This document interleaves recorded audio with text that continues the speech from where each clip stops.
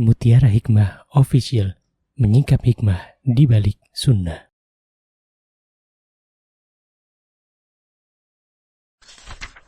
Salurkan donasi terbaik Anda untuk mendukung dakwah Mutiara Hikmah Official.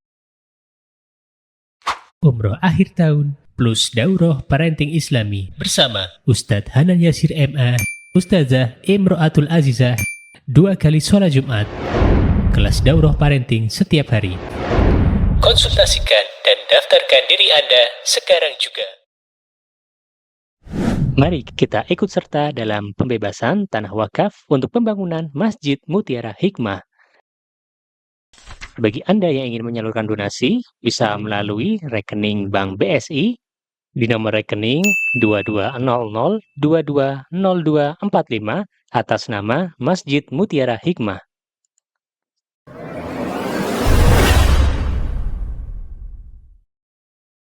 Baik ibu-ibu jamaah kajian Wingko Kelapa Gading yang saya cintai karena Allah. Hari ini insya Allah kita akan melanjutkan kajian kitab Tadhkiratus Sami' wal Mutakallim fi Adabil Alim wal Muta'allim. Silahkan dibuka ibu-ibu yang punya buku terjemahan halaman berapa? 38. Yang punya buku kuning itu tadi saya lihat di tempatnya Bu Lasri 33. Ya, yang punya buku bahasa Arab, ya enggak apa-apa, ini kan kita yang paling mudah aja ya. Halaman 38. Baik, monggo Ustazah, silahkan. Bismillahirrahmanirrahim. Rahimahullah ta'ala wal ithari wa tarkil istithari wal insafi wa tarkil istinsafi wa syukri taqadduri wa ijabi rahati والسعي في قضاء الحاجات وبذل الجاه في الشفاعات والتلطف بالفقراء والتحبب إلى الجيران والأقرباء والرفق بالطلبة وإعانتهم وبرهم كما سيأتي إن شاء الله تعالى. Masya Allah, barakallahu fiik, jazakillahu khair. Ibu-ibu yang saya cintai karena Allah, hari ini kita akan belajar tentang sebuah bab bagaimana cara berinteraksi dengan sesama makhluknya Allah Subhanahu wa taala, bagian yang kedua. Dan tema ini adalah tema yang sangat penting untuk kita pelajari dan kita amalkan. Karena kita adalah makhluk sosial dan kita tidak bisa hidup sendirian.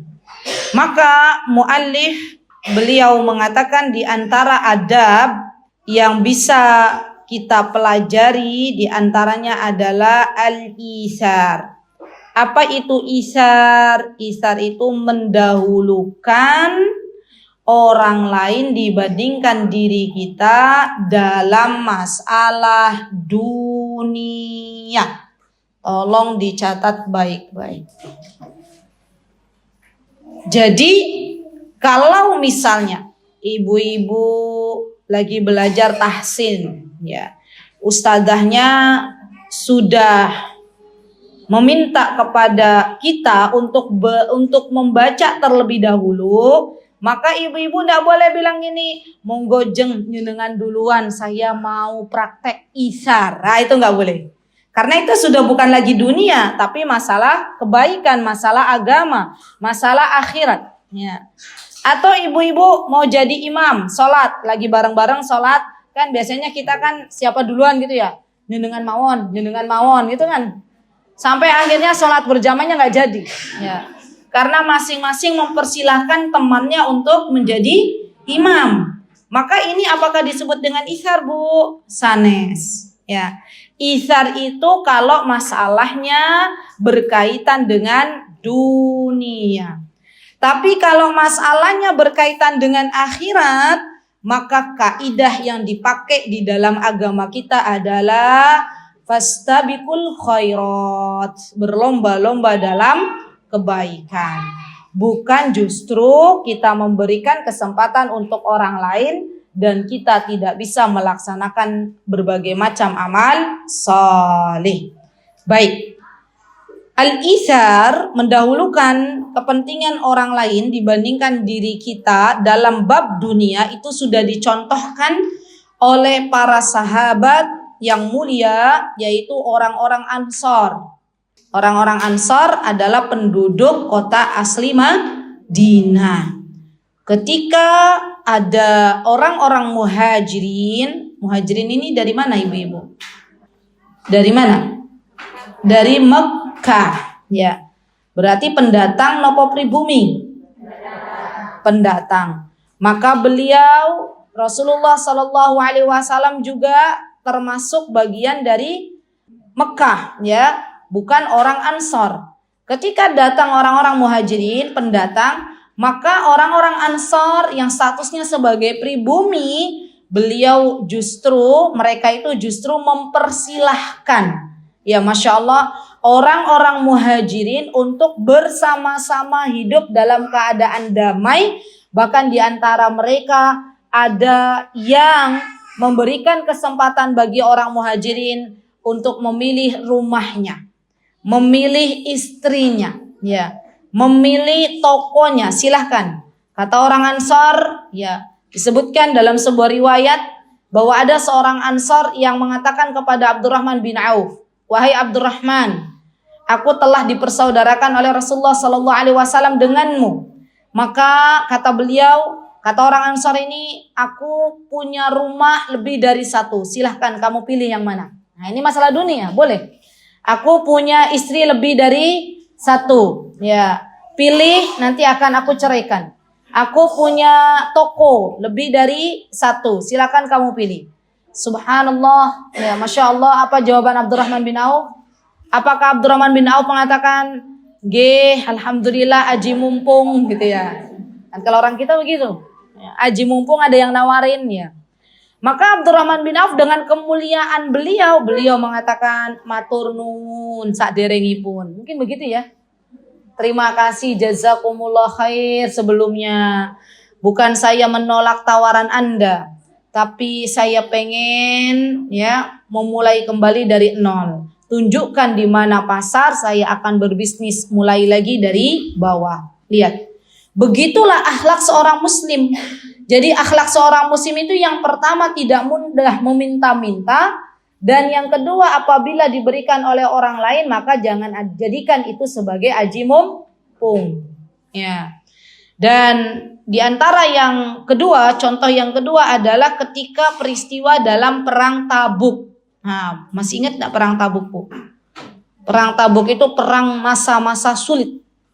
Makanya perang Tabuk itu dinamakan dengan peperangan yang tersulit yang pernah dihadapi oleh kaum muslimin. Perang Tabuk itu kaum muslimin melawan orang-orang Romawi, ya. Dan ketika itu perjalanannya cukup jauh, di mana para sahabat kala itu mereka membekali diri mereka dengan air. Maka di tengah perjalanan sebelum datang ke tempat tujuan, di antara mereka ada yang sudah kehabisan air. Ya hanya sedikit ya tersisa, namun mereka tahu ada saudaranya yang kehabisan, mereka menawarkan kepada saudaranya, ayo silahkan nyenengan dulu yang minum air ini. Masya Allah, itu bagus banget cerita di perang Tabuk itu.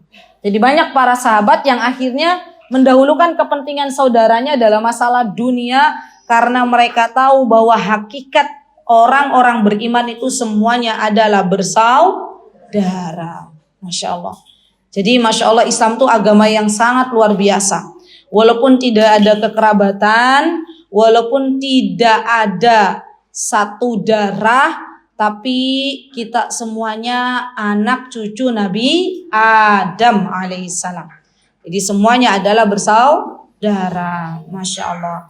Baik, kemudian watarkul istisari. Istisar itu maksudnya adalah menahan dari sesuatu yang tidak baik gitu ya. Jadi termasuk diantaranya adalah meminta-minta, meninggalkan minta-minta, juga itu termasuk watarkul istisar.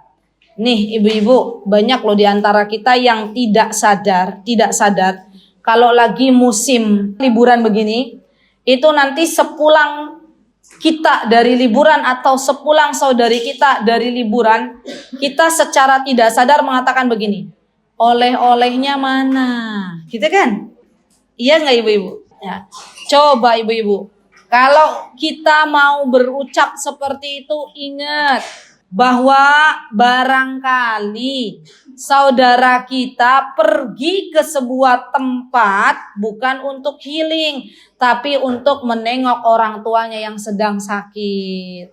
Dan itu pun Masya Allah, misalnya uangnya dadak ngumpulin, ya boro-boro mikir oleh-oleh, ya untuk perjalanan beli tiket saja itu sudah alhamdulillah. Maka yuk saya ajak diri saya, ibu-ibu dan ibu-ibu semuanya, jadilah kita wanita-wanita yang tidak gampang meminta. Jangan jadikan kebiasaan lisan kita menanyakan oleh-oleh itu menjadi budaya. Jangan, ya. Kalau diberi yo alhamdulillah, kalau tidak diberi ya jangan meminta. Ya Masya Allah. Karena konsekuensinya berat. Orang yang minta-minta padahal dia mampu, padahal dia punya, besok di akhirat bangun dari kubur dalam keadaan mukanya rata. Ngeri napa mboten? Ngeri. Jadi ibu-ibu PR ya. Nanti kalau ada tetangganya baru healing kemana ya.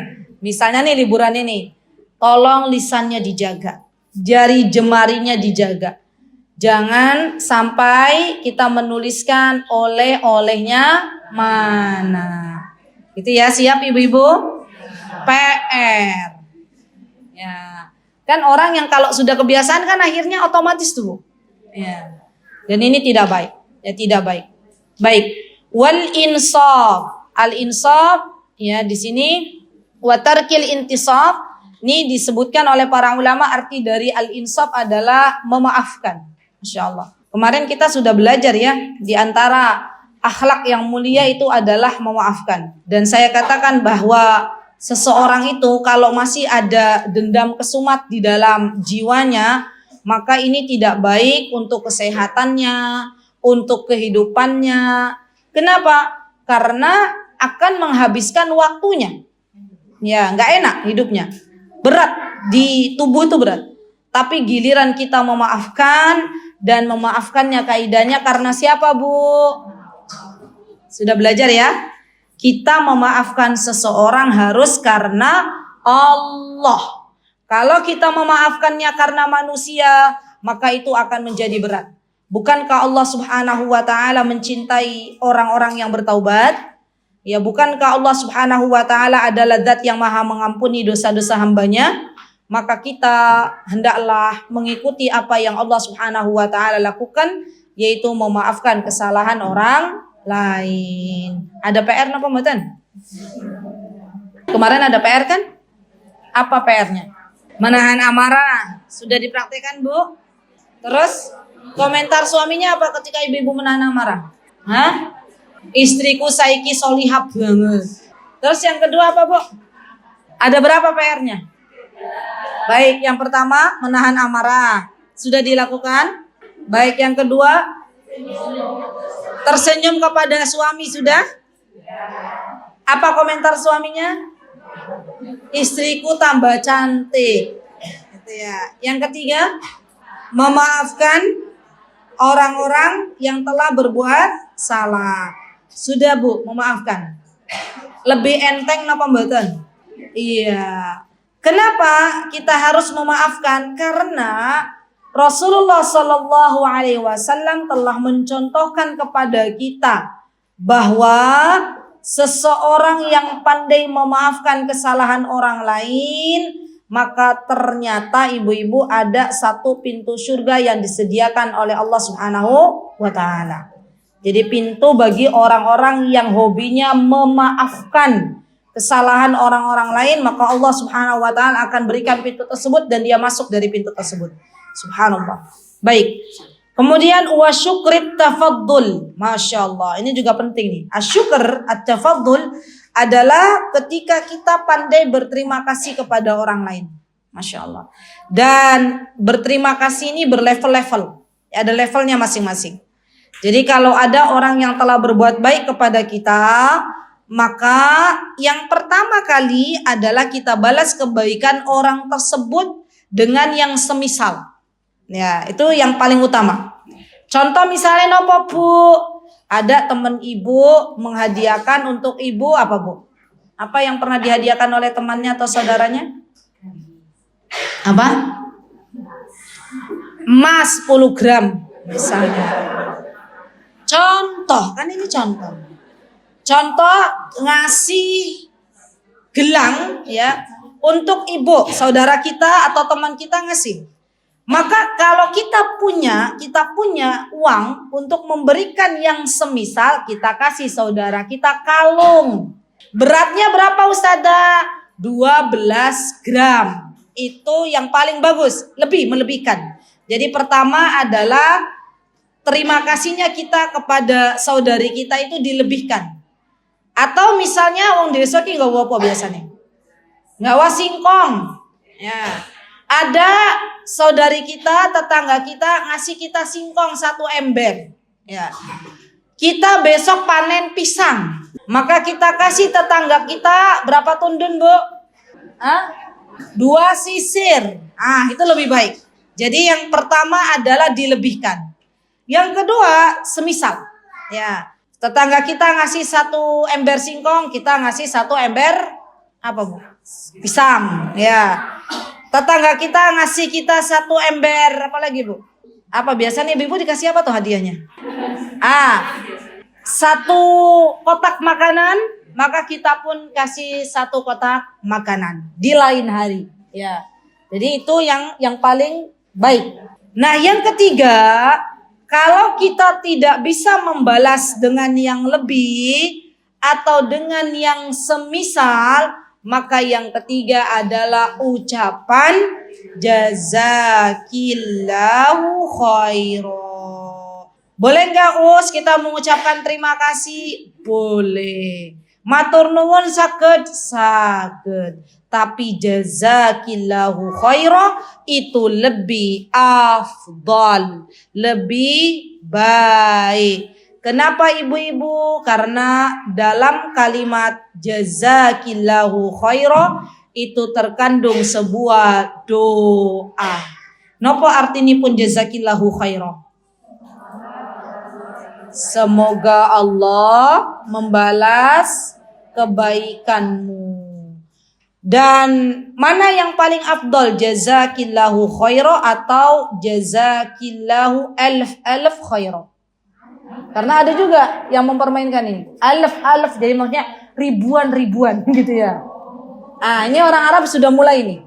Jadi saya tuh pernah jumpa sama teman-teman dari Mesir. Itu di halaqah Quran tuh jazakillahu alf khairan. Mana yang paling afdal mana? Jazakillahu khairan atau jazakillah alf khairan? Alf itu artinya ribuan. Mana yang paling baik? Oke, secara logika manusia yang bagus adalah jazakillahu alf khairan. Tapi kita kembali kepada apa yang dianjurkan oleh Nabi kita Muhammad sallallahu alaihi wasallam. Apa yang dianjurkan? Jazakillahu khairan. Sudah kita pakai yang itu. Tidak menambahkan. Jazakillahu khairan katsiran. Sebenarnya katsiran itu juga tidak usah. Karena yang diajarkan adalah jazakillahu khairan. Cukup. Ya. Ibadah itu bukan dengan logika, tapi ibadah membutuhkan bukti atau dalilnya.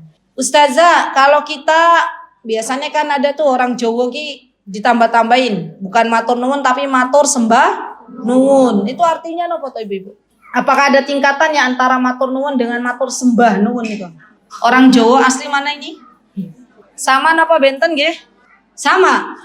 Oh, berarti kalau sama ya kita lebih baik memakai matur nuwun nggih. Kalau lebih baik lagi tadi jazakillahu khairan. Baik.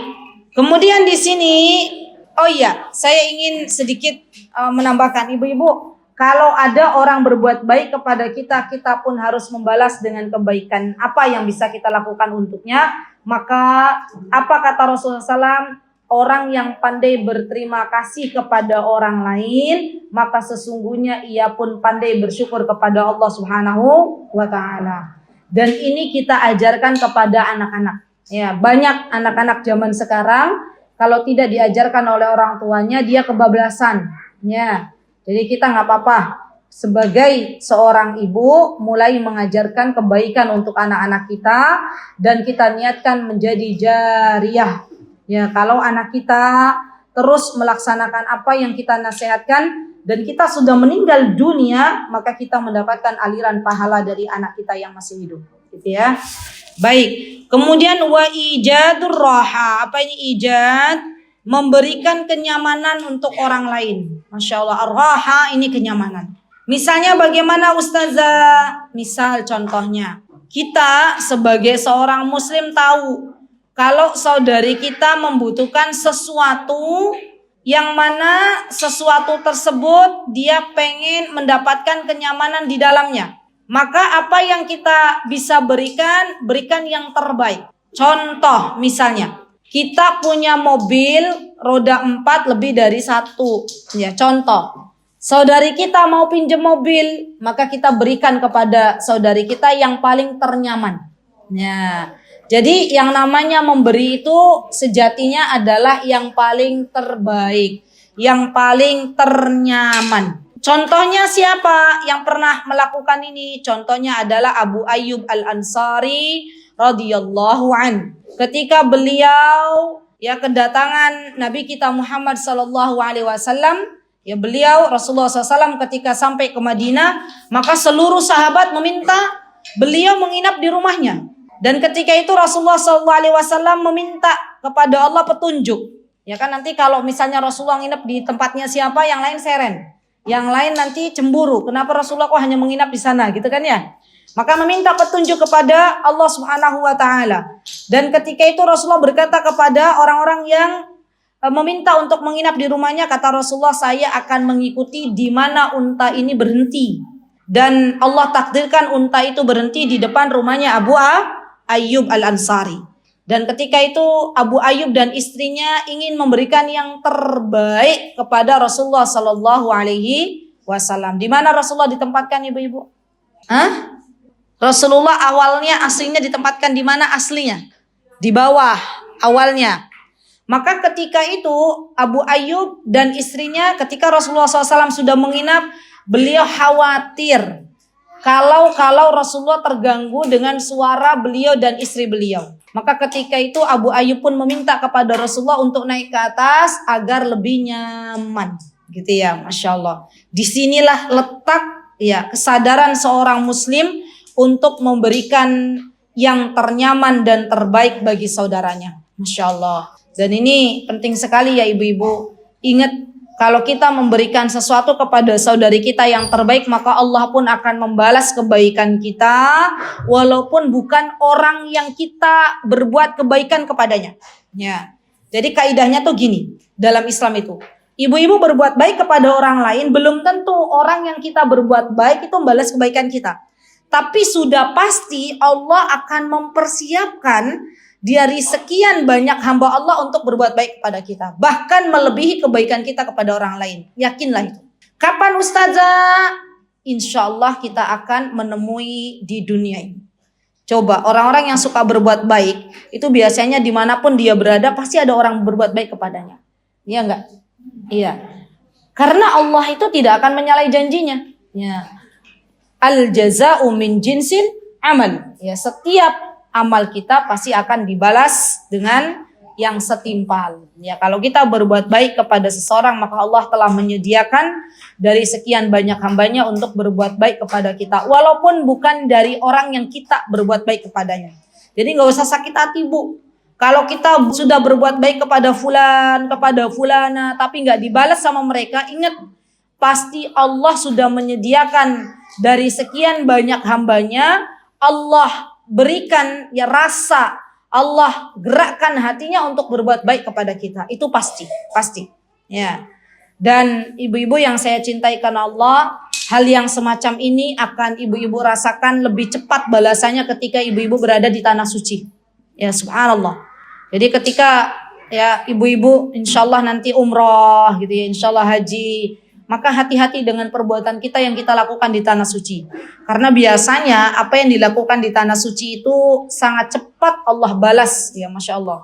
Kalau kita berbuat kejelekan, Allah akan balas dengan kejelekan. Kalau kita berbuat kebaikan, maka Allah pun akan cepat dengan membalas kebaikan-kebaikan yang kita lakukan. Baik. Kemudian was'i fi qada'il hajat. Ya, was'i, dan kita membantu orang-orang yang membutuhkan. Ya. Contoh misalnya saudara-saudara kita di bumi Allah, di Palestina, saudara-saudara kita di Indonesia yang terkena bencana alam misalnya, mereka adalah orang-orang yang membutuhkan uluran tangan kita. Maka kita sebagai orang-orang beriman hendaklah bersegera untuk membantu saudara-saudara kita. Bu, kalau kita tidak bisa membantu saudara kita dengan harta, maka minimal kita bantu saudara kita dengan doa. Maka selipkan doa-doa kita untuk saudari-saudari kita yang ada di Palestina.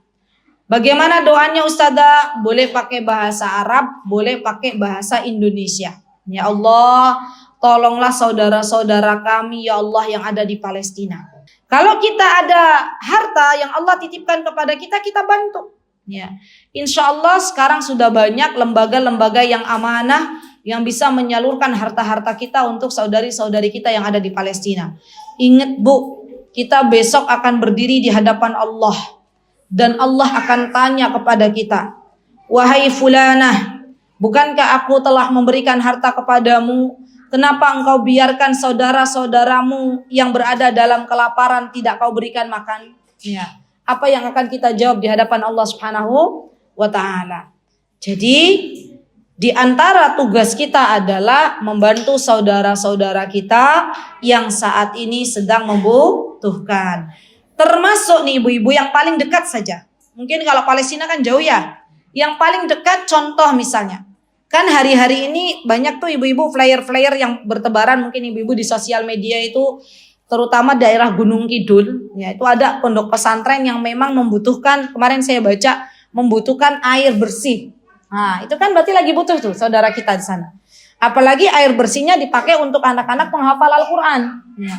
Maka ketika kita mendapatkan flyer tersebut ada di hadapan kita, berarti Allah itu sedang menunjukkan kebaikan kepada kita. Ambil kesempatan itu. Ambil. Ya. Jangan nanti. Karena kalau nanti flyernya hilang. Atau bisa jadi Allah tidak gerakan hati kita untuk berbuat kebaikan. Dan ibu-ibu tahu sedekah yang terbaik diantaranya adalah sedekah air. Ya. Jadi saudara-saudari kita yang sekarang berada di Gunung Kidul, sebagian mereka itu kehabisan air. Ya, terutama air besi untuk mereka jadikan sebagai minum dan keperluan sehari-hari. Dan kita yang ada di Yogyakarta, walillahilham, alhamdulillah sampai hari ini Allah masih memberikan kepada kita ya kecukupan dengan air bersih. Ya. Baik, kemudian wabadlul ja fis syafa'at. Wabadlul ja fis syafa'at ini adalah menggunakan kekuasaannya untuk membantu orang lain dalam kebaikan. Tolong digarisbawahi. Jadi kalau ada di antara ibu-ibu punya suami yang punya kekuasaan misalnya ya, maka bantulah saudara-saudaranya dalam rangka kebaikan, bukan dalam rangka kejahatan. Parang napa mboten, misalnya ya, ibu punya suami ibu punya saudara ya, dan sudah bekerja di sebuah instansi atau perusahaan. Kemudian karena pengen membantu saudaranya, ya beliau punya kekuasaan di dalamnya jadi pemimpin ya, atau jadi pimpinan, jadi direktur, maka beliau memasukkan saudaranya dari jalur dalam. Apakah itu boleh? Tidak boleh. Dan hati-hati, banyak di Indonesia ini ya orang-orang yang punya kekuasaannya dipakai untuk memasukkan anak-anaknya, memasukkan saudaranya agar mendapatkan kekuasaan yang serupa. Dan ini bukan bagian dari ta'awanu 'alal birri wat taqwa. Ya. Contoh misalnya apa? Kekuasaan yang dipakai untuk kebaikan. Contoh misalnya ada Pak Lurah di sebuah desa. Ya, beliau jadi Pak Lurah. Kemudian ada rakyatnya minta tolong, Pak, saya insya Allah izin untuk membangun pondok pesantren, bangun masjid, bangun rumah tahfiz. Nah, izin ke Pak Lurah. Maka Pak Lurah ini dengan kekuasaan yang Allah titipkan kepadanya, bantu orang-orang yang akan berusaha mendirikan ya kebaikan-kebaikan atau mendirikan tempat-tempat yang bermanfaat untuk orang banyak. Maka kata Pak Lurah ini, oke, saya izinkan kalau tempat-tempat itu digunakan untuk kebaikan. Sebaliknya, ketika ada orang-orang izin kepada Pak Lurah untuk membuka tempat-tempat diskotik, atau mohon maaf, Yogyakarta sekarang sedang darurat minuman keras, ya. Maka minta izin ke Pak Lurah, Pak, saya izin mau mendirikan toko minuman keras.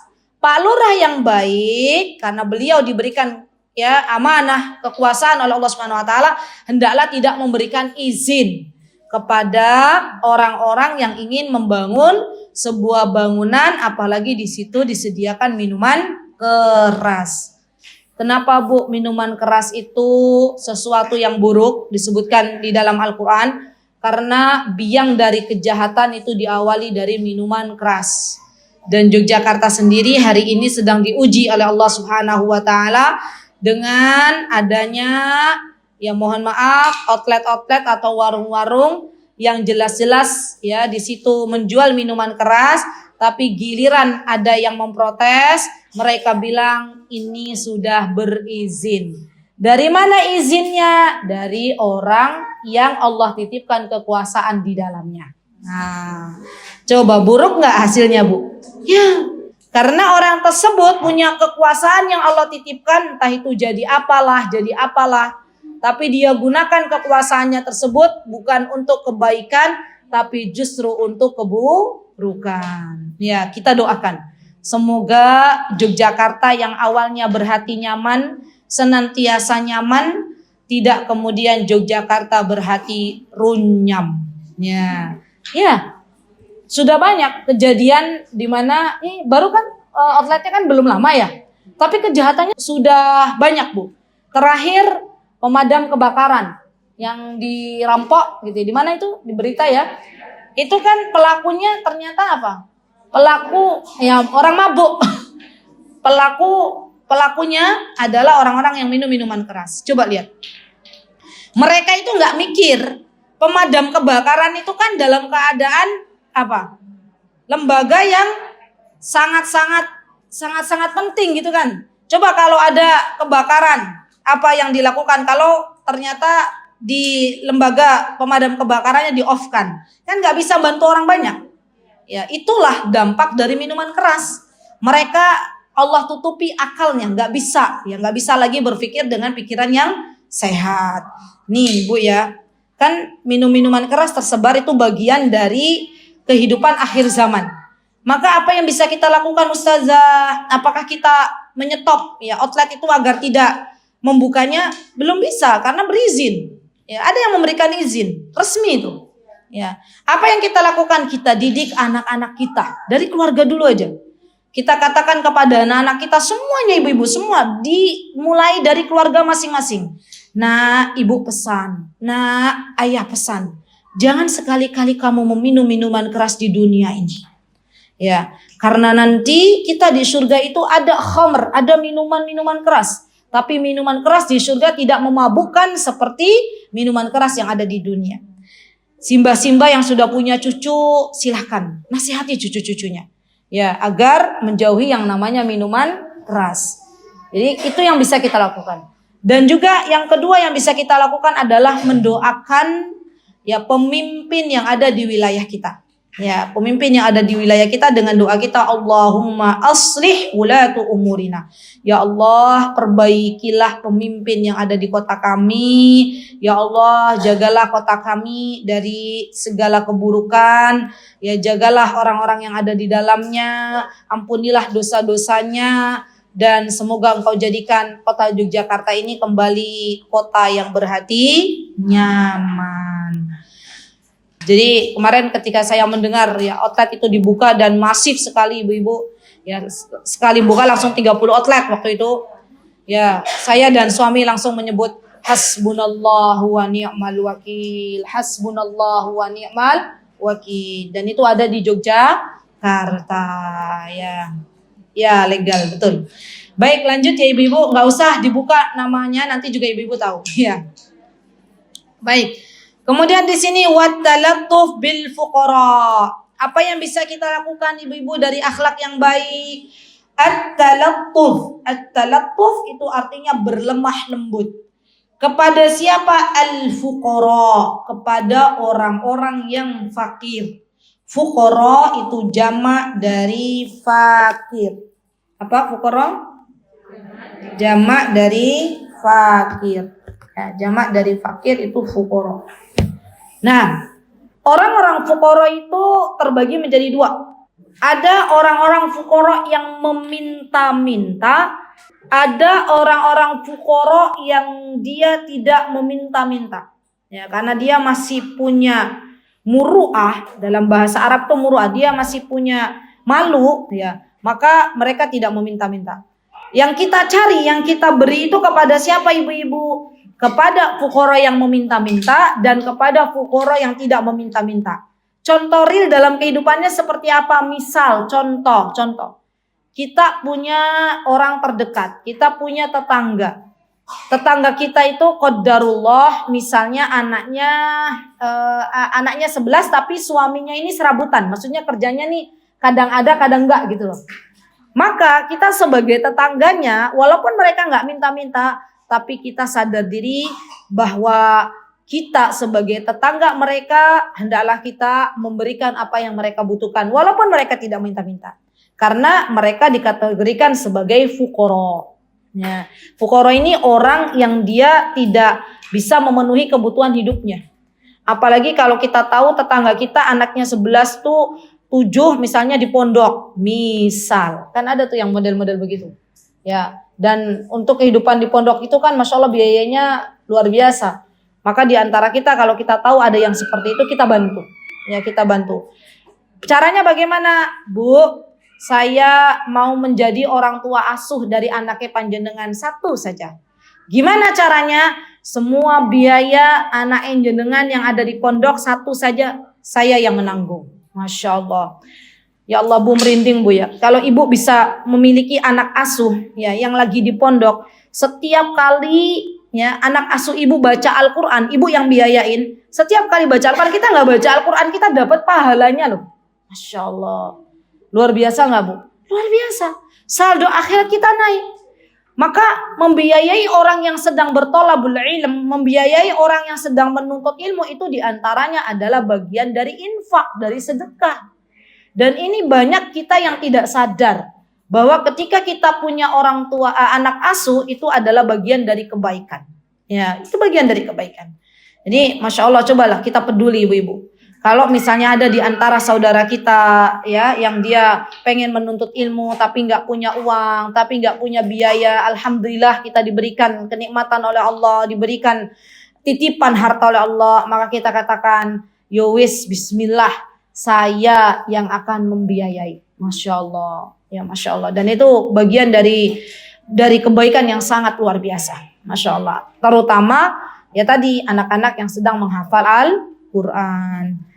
Baik, kemudian wattahabbubi ilal jiran, Masya Allah, wal aqriba. Ya, berbuat baik kepada siapa? At-tahabbub itu berbuat sesuatu yang menyenangkan. Kepada jiran, kepada tetangga, dan kepada orang-orang yang terdekat. Masya Allah. Al-jiran itu adalah tetangga. Al-aqriba itu adalah kerabat, karib kerabat. Berbuat baik kepada karib kerabat itu lebih didahulukan. Kenapa? Karena ketika kita berbuat baik kepada karib kerabat kita dapat 2 pahala Bu. Pahala kita bersedekah dan pahala menyambung tali silaturahim atau tali silaturahmi. Masya Allah.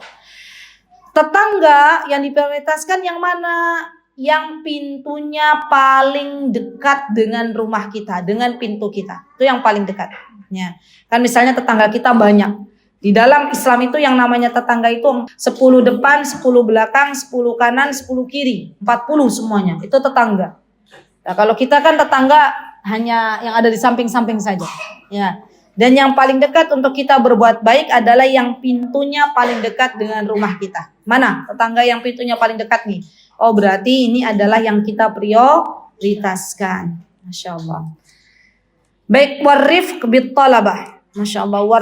Arif itu sama dengan itu sama dengan talattuf, ya, berlemah lembut. Berlemah lembut di sini, berlemah lembut bit talabah. Ya, kita berbuat baik kepada orang-orang yang dia meminta kepada kita, dan diantaranya subhanallah ibu-ibu, diantara kebaikan atau lemah lembutnya kita kepada orang-orang yang minta-minta kepada kita atau yang kita berikan, itu diantaranya adalah tidak kemudian kita mengungkit kembali apa yang sudah kita berikan. Bahkan para ulama berhati-hati ya ketika akan mengambil dokumentasi atau foto dari orang yang pernah kita berikan kebaikan, yaitu khawatir melukai hatinya gitu. Jadi kalau misalnya kan ada tuh banyak tuh orang habis kita memberi sesuatu terus difoto bareng. Nah itu kalau bisa ya jangan. Kecuali kalau memang untuk dokumentasi dan itu benar-benar dibutuhkan. Ya, khawatir nanti orangnya tidak berkenan. Baik, banyak tuh Bu. Misalnya kita memberikan kemana terus ngasih amplop kita langsung foto bareng. Nah itu sesuatu yang sebenarnya dalam Islam tidak pernah diajarkan. Ya. Baik, wa i'anatihim wa birrihim. Oke. Warifqi bit talabah, ketika kita dengan jiran, ya, kembali lagi dengan tetangga kita, dengan karib kerabat kita, maka kita hendaklah berlemah lembut, wa i'anatihim, dan kita menolong mereka apabila mereka membutuhkan sesuatu, wa birrihim, dan kita berbuat baik kepada karib kerabat kita, berbuat baik kepada tetangga kita, dan itu bagian dari ajaran Islam.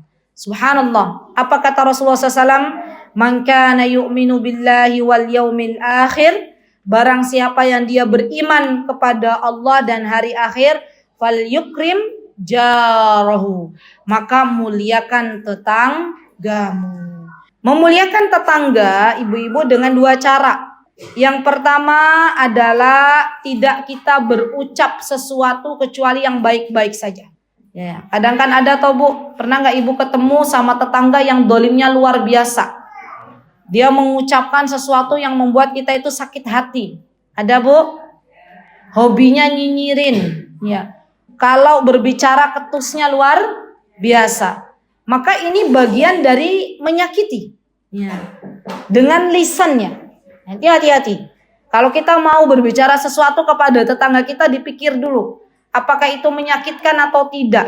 Kalau menyakitkan berarti tidak kita ucapkan, tidak kita tulis. Tapi kalau tidak menyakitkan maka kita boleh mengucapkan dan boleh kita tulis, kita kirim pesan kepada tetangga kita. Yang kedua, tidak menyakiti tetangga itu dengan perbuatan. Atau dalam bahasa hadis itu dengan tangannya. Ya, biyadihi. Jadi perbuatan kita juga perlu kita pikir-pikir. Jangan sampai apa yang kita lakukan itu membuat tetangga kita misalnya ya akhirnya tidak berbuat sesuatu yang kita telah berbuat zalim kepada tetangga kita dengan sesuatu yang kita lakukan. Contohnya misalnya apa Bu? Hati-hati loh, contoh misalnya apa? Contoh misalnya, ini diantara kedoliman ya. Contoh, kita punya tanah ya.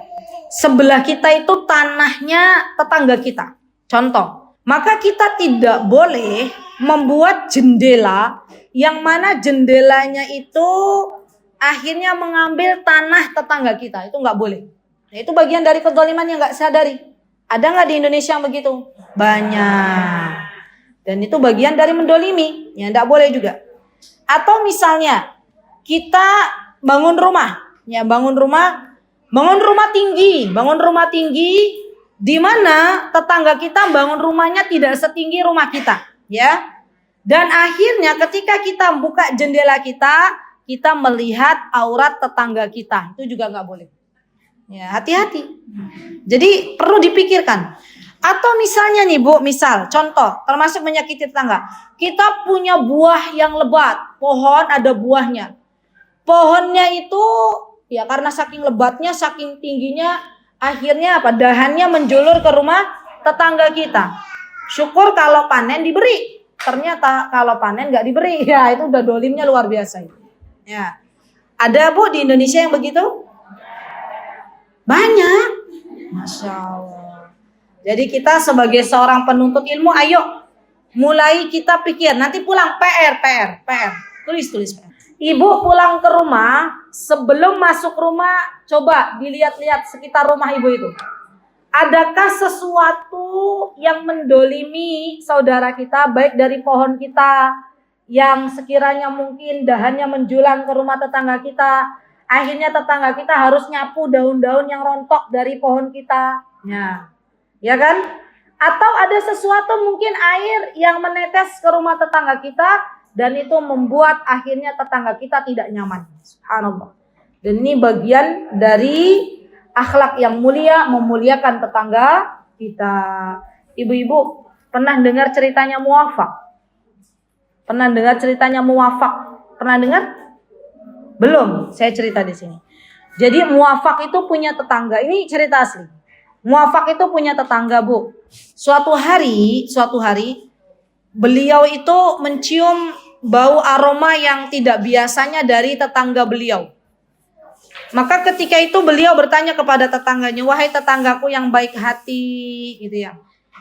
"Apa sebenarnya yang kalian masak tuh apa?" Kata tetangganya, "Ya Muwafaq, masakan ini halal untuk kami tapi tidak halal untuk engkau." Bingung nggak, Bu? Bingung. Halal untuk tetangganya Muwafaq tapi nggak halal untuk Muwafaq. Dan Muwafaq bertanya, maksudnya bagaimana? Kata tetangganya, "Kami tuh sudah nggak punya makanan. Kami nggak punya bahan makanan yang bisa dimakan dari sesuatu yang halal. Maka kami menemukan, karena darurat, menemukan ya sesuatu yang tidak halal, yaitu bangkai, kemudian kami masak. Dan itu darurat kondisinya. Ya. Dan itu halal bagi kami, tidak halal bagi engkau." Apa yang dikatakan oleh Muwafaq? Muwafaq pulang ke rumah. Beliau sudah mengumpulkan uang untuk naik haji waktu itu, dan beliau memutuskan untuk menunda haji beliau. Beliau memberikan separuh harta dari dari uang haji yang beliau persiapkan untuk tetangganya. Ya, Masya Allah. Yang terjadi bagaimana, Bu? Yang terjadi di masa musim haji di zamannya Muwafaq nggak jadi haji karena ngasih uang kepada tetangganya. Maka Masya Allah yang terjadi adalah ketika Ibnul Mubarak, ya beliau berhaji di kota Mekah, maka ketika itu beliau bermimpi kok tahun itu semua haji orang-orang yang ada di Mekah itu ditolak oleh Allah kecuali satu. Hajinya siapa yang Allah terima? Hajinya Muwafaq. Padahal orangnya nggak jadi haji. Ya. Ibnul Mubarak, orang-orang soleh itu begitu. Kalau ada orang mendapatkan kebaikan dari Allah, ya kok bisa ya hajinya diterima? Itu berlomba-lomba mencari. Ya. Dan itulah bagian dari akhlak yang mulia, dicari. Mana Muwafaq? Dicari, ditanya orang, tahu nggak Muwafaq bin ini. Dalam mimpi beliau itu dikasih tahu Muwafaq nama bapaknya siapa. Bertemulah Ibnul Mubarak dengan Muwafaq dan disampaikanlah apa mimpi beliau, dan Ibnul Mubarak mengatakan sebenarnya apa yang terjadi kepadamu. Muwafaq mengatakan bahwa beliau tidak jadi haji tahun ini karena memberikan separuh harta beliau yang awalnya untuk berhaji kepada tetangga beliau yang kelaparan. Masya Allah. Diterima hajinya. Masya Allah. Luar biasa ya. Masya Allah. Dan ini bagian dari akhlak yang mulia. Masya Allah. Jadi hati-hati ibu-ibu. Kita punya tetangga, jaga lisan kita. Jaga lisan kita. Ya. Jaga agar tidak mendolimi ya tetangga kita. Jaga perbuatan-perbuatan kita. Ya, hati-hati. Termasuk misalnya apa sih Bu yang biasanya ibu-ibu temui di kehidupan kita itu bagian dari menyakiti tetangga? Apa misalnya? Kotoran binatang peliharaannya. Misalnya apa Mbak? Melihara ayam, melihara kucing, melihara mentok, melihara apa lagi? Kambing ya. Ternyata baunya tajam, tercium sampai ke rumah tetangga kita. Atau mungkin karena kotor kandangnya akhirnya banyak lalat misalnya, itu juga nggak boleh. Ya, itu bagian dari menyakiti tetangga kita. Ya subhanallah. Apalagi bakar sampah, ya Masya Allah. Bakar sampahnya pagi hari misalnya ya. Sampai akhirnya kebulnya kemana-mana. Dan ini pun sesuatu yang dilarang. Ada lagi? Misalnya apa Bu? Sudah? Hanya itu contohnya? Ada lagi? Apa Pak? Oh, termasuk mengganggu tetangga kita dengan nyetel musik gede-gede. Oh, ya jam pertama musiknya rock. Jam kedua dangdut. Nah, jam ketiga apa? Campur sarian. Oh, ya Masya Allah itu juga termasuk mengganggu tetangga, subhanallah. Maka hati-hati ketika kita ya menyalakan sesuatu, kemudian akhirnya membuat tetangga kita tidak nyaman, itu bagian dari akhlak yang tercela. Dan ini hati-hati. Ibu-ibu yang saya cintai karena Allah, kalau kita ketemu sama tetangga model begitu, maka yang kita lakukan adalah kita doakan. Semoga Allah Subhanahu wa taala memberikan hidayah kepadanya dan semoga Allah Subhanahu wa taala memberikan kepadanya petunjuk untuk bisa bertolabul ilm.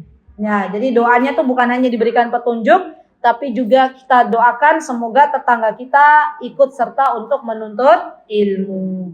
Baik, kemudian kama sayati insyaallah. Baik, nanti akan dijelaskan. Monggo Ustazah, lanjut. Wa idza ra'a man la yuqimu salatahu aw taharatahu aw syai'an minal wajibati 'alaihi arsyadahu bitaraddufin wa rifqin kama fa'ala Rasulullah sallallahu alaihi wasallam ma'al a'rabiyyi alladhi bala fil masjid wa ma'a Muawiyah bin al-Hakami lamma takallama fi sholati. Masya Allah, barakallahu fiik. Nih ibu-ibu, apa kata mu'alif? Wa idza ra'a man la yuqimu salata. Masya Allah.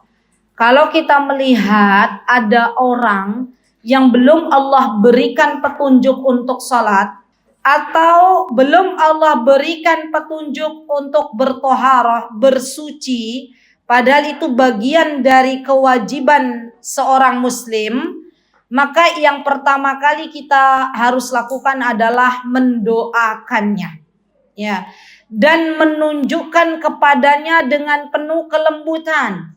Saya sering berulang kali berbicara kepada para jamaah, ya jamaah, jangan kita nyinyirin orang yang saat ini sedang bermaksiat. Jangan kita menghina-hina orang yang saat ini belum diberikan hidayah. Misalnya ada saudari kita yang kerudungnya masih kecil, yang hari ini masih pakai celana panjang, jangan kita hina. Ya, apa yang mesti kita lakukan? Kita doakan. Kita berikan solusi, Mbak. Ya, alhamdulillah ini saya punya rok, monggo kalau panjenengan mau pakai. Ya, dan kita doakan. Ya, semoga Allah Subhanahu wa taala memberikan hidayah kepada saudara-saudara kita yang hari ini belum Allah berikan petunjuk. Ya. Dan ketika kita memberikan petunjuk kepada orang-orang yang saat ini belum diberikan hidayah oleh Allah, maka di antara cara terbaik adalah dengan penuh kelemah lembutan. Rasulullah Shallallahu Alaihi Wasallam pernah mencontohkan sebagaimana beliau ketika itu kedatangan orang Arab Badui, Arabi, ini adalah orang Badui. Ibu-ibu, saya pernah mengabarkan kepada ibu-ibu napa mboten nggih? Ciri-ciri Badui itu apa? Di sini atau di masjid mana? Belum pernah? Oke. Berarti mungkin di masjid lain. Orang Badui, orang Arab Badui itu biasanya mereka datang dari pedalaman. Ya, pertama jadi bukan dari kota tapi dari kampung jauh. Di mana di sana biasanya belum banyak ya orang-orang yang berpendidikan. Jadi di sana biasanya orang Arab Badui itu tinggal, belum ada ilmu. Itu orang-orang Badui. Ya. Dan tidak ada yang mengajarkan ilmu di sana. Orang Arab Badui ini datang kemana? Ke kota Madinah. Karena mereka adalah orang-orang yang belum berilmu, belum Allah berikan ilmu. Mereka juga datang dari pedalaman. Maka ketika itu ada orang Badui yang mohon maaf buang hajat, ya, buang air kecil di masjid. Ibu-ibu tahu masjid zaman dulu itu kan dari tanah, belum seperti sekarang, ya, ada granit, ada apa lagi, marmer, belum, ya. Zaman dulu bedanya sama zaman sekarang itu, zaman dulu tuh bangunannya sederhana, tapi jamaahnya penuh. Zaman sekarang, ya, masjid itu bangunannya megah tapi jamaahnya sedikit. Subhanallah, bedanya zaman dulu sama zaman sekarang. Lah dulu orang Badui ini pipis, orang Badui ini buang air kecil di mana, Bu? Di masjid. Menurut ibu-ibu, ini beradab napa mboten? Mboten. Para sahabat sempat mereka mau mengusir orang Badui ini karena mereka ya melihat bahwa ini adalah sesuatu yang tidak baik. Ya, masa masjid yo dibuat apa? Untuk pipis, untuk buang air kecil gitu ya. Ketika para sahabat ingin menghardik orang Badui ini, Rasulullah Shallallahu Alaihi Wasallam menahannya. Subhanallah, ini sifat mulia Rasulullah SAW. Apa kata Rasulullah? Wahai para sahabatku, sebentar, biarkan dia menuntaskan dulu buang air kecilnya. Dituntaskan dulu. Ya, Masya Allah. Kalau kita melihat kebaikannya Rasulullah itu luar biasa. Kita kalau dihadapkan dengan begitu saja, kita kira-kira emosi apa mboten, Bu? Hah? Emosi. Ya, udah tahu masjid kok malah dipipisin toh yo gitu ya. Tapi Rasulullah mboten. Rasulullah bilang biarkan dulu, dia selesaikan dulu buang hajatnya.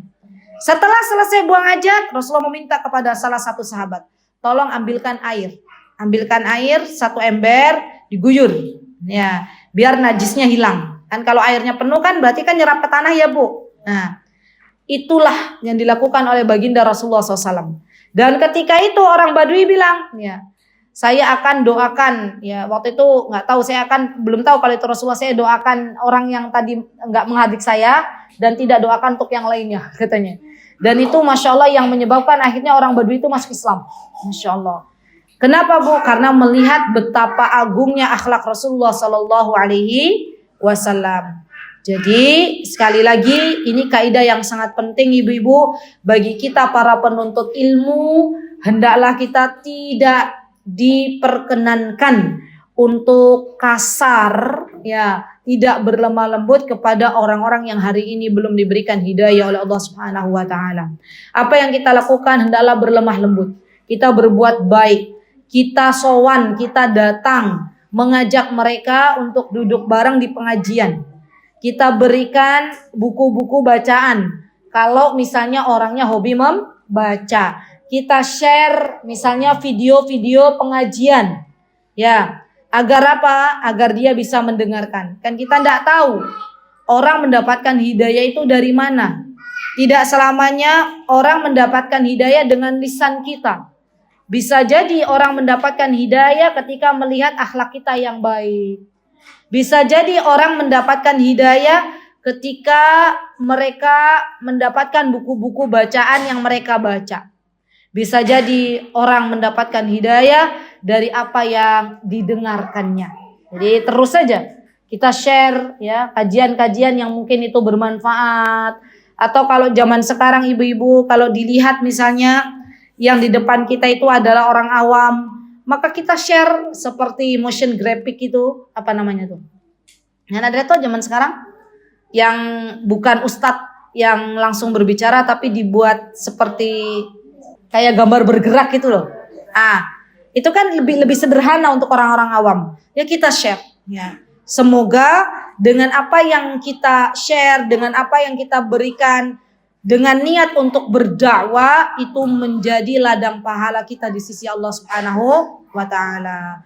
Baik. Kemudian di sini ada ya hadis ini adalah dari Anas ya dalam Sahih Bukhari nomor 209 dan Sahih Muslim 285. Jadi hadis orang Badui ya buang air kecil di masjid itu adalah sahih. Yang kedua adalah kejadian di mana Muawiyah bin Al-Hakam ya. Muawiyah ini adalah salah satu sahabatnya di mana beliau ketika itu tidak mengetahui kalau di dalam sholat itu tidak boleh yang namanya berbincang-bincang. Jadi kejadiannya ya beliau waktu itu bersin, dalam sholat bersin. Dan ketika bersin disunahkan untuk membaca apa, Bu? Alhamdulillah. Di samping Muawiyah bilang yarhamukallah. Kemudian beliau bilang lagi yahdikumullah wa yuslih balakum. Ya. Dan ini adalah sesuatu yang dianggap obrolan manusia di dalam salat. Dan ini tidak diperbolehkan. Ya. Maka ketika itu ya para sahabat mengajukan ini kepada Rasulullah SAW. Dan Rasulullah SAW ketika itu bertanya terlebih dahulu kepada Muawiyah, apakah kamu sudah tahu bahwa hukum menjawab ya ada orang bersin ya kemudian orang jawab lagi bersaut-sautan itu tidak diperbolehkan. Maka ketika itu belum mengetahui dan Rasulullah memaafkannya. Masya Allah. Jadi dakwanya Rasulullah itu lembut sekali, Bu. Ya ketika ada orang berbuat salah, Tidak langsung Rasulullah menyalahkan, tapi Rasulullah bertanya terlebih dahulu, apakah ilmu sudah sampai kepadamu? Gitu loh. Apakah kamu sudah tahu hukumnya kalau ini tidak boleh? Masya Allah. Dan ini bagian dari kelembutan Rasulullah Sallallahu Alaihi Wasallam. Termasuk ibu-ibu nyun sewungi, termasuk ketika kita ingin ya mengenalkan kebaikan kepada saudara terdekat kita, terutama orang tua kita, maka hendaklah memulai dengan kelemah lembutan. Karena biasanya nyun sewu orang tua itu kalau kita ya dakwai, kalau kita ajak kebaikan belum tentu mereka menerima. Ya. Mereka mengatakan apa? Anak baru kemarin brojol, anak masih bau kencur. Ya. Apa yang kita lakukan? Doakan orang tua kita, tetap berbuat baik kepada mereka dan ajak mereka bertolabul ilm. Ajak mereka untuk belajar. Kalaulah tidak memungkinkan, maka kita share video-video atau artikel-artikel yang berkaitan dengan agama untuk saudari-saudari kita. Semoga Allah memberikan petunjuk. Kalau ada yang berkata begini, Ustazah, tapi gimana kalau saya sudah share ternyata ada saudara kita yang nggak terima, gitu ya. Kita sebagai yang meng-share berita tersebut tidak langsung baperan, ya, tidak langsung baperan kemudian berhenti keluar grup. Wah, itu tambah parah itu. Ya, keluar grup, maka dalam hal ini kita memutus tali silaturahim. Ya, kalau ada yang tidak suka, ya maka kita katakan mohon maaf, ya nggak apa-apa jika memang itu menyinggung, tapi saya share ini tujuan utamanya adalah bukan untuk menyinggung, tapi ini adalah kebaikan dari Allah dan Rasulnya. Ya nggak apa-apa. Ya kalau kita bertujuan seperti itu, insya Allah Allah tuh zat yang maha tahu. Ya, jadi kita tetap punya kewajiban berdakwah kepada saudara-saudara kita, terutama keluarga besar kita. Semoga Allah Subhanahu wa taala memberikan hidayah untuk keluarga besar kita, ibu-ibu. Semoga Allah Subhanahu wa taala membukakan pintu hati orang tua kita. Semoga Allah Subhanahu wa taala menjadikan kita semuanya orang-orang yang berbakti kepada kedua orang tua kita, dan semoga Allah Subhanahu wa taala menyatukan kita dan keluarga besar kita ke dalam surganya. Amin, Allahumma amin. Baik, itu yang bisa saya sampaikan. Insyaallah ya, kita akan berjumpa di lain kesempatan. Barakallahu fikunna jami'an. Jangan lupa PR-nya dikerjakan ya. Aqulu qouli hadza wastaghfirullah li wa lakum wa akhiru da'wana alhamdulillahi rabbil alamin. Wassalamualaikum warahmatullahi wabarakatuh. Mutiara Hikmah Official, menyingkap hikmah di balik sunnah.